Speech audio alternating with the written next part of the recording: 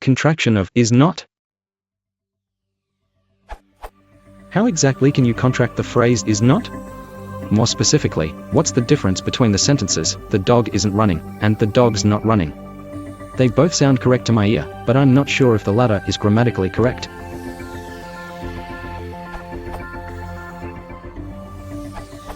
The contraction of is not is isn't. Ain't is a slang form that is attributed to is not, are not, and am not, and is considered substandard English. The two sentences are identical in meaning, just different in the way that the verb is placed. Both are grammatically correct. In the first, the verb is contracted with not, and in the second, the verb is contracted with the subject. Both forms are considered informal English, and the second is discouraged for use in standard English writing.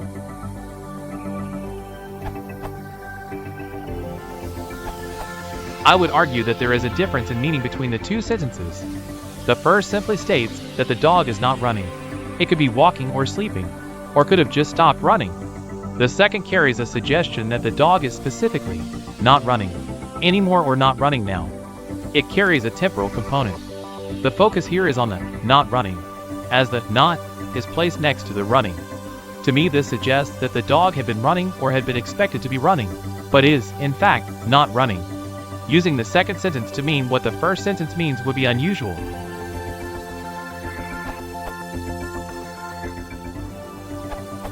Both versions are correct, and both mean the dog is not running.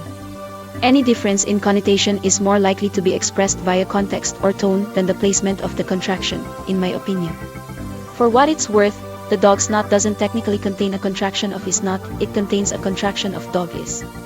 But I don't think that's what you're asking.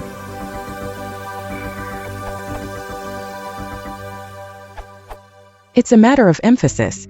The OPS2 examples would be typically found in speech, not writing, and the way in which they were spoken would reinforce the meaning. For example, we might expect the dog isn't running to be in response to someone who said, "Hey, stop your dog running like that." On the other hand, the dog's not running could be followed by "there must be something wrong with him today." I recognize that these are not the best examples to illustrate the point, but I hope they will give some idea of the difference. The first emphasizes that there's something the dog isn't doing, while the second emphasizes what it is that the dog isn't doing.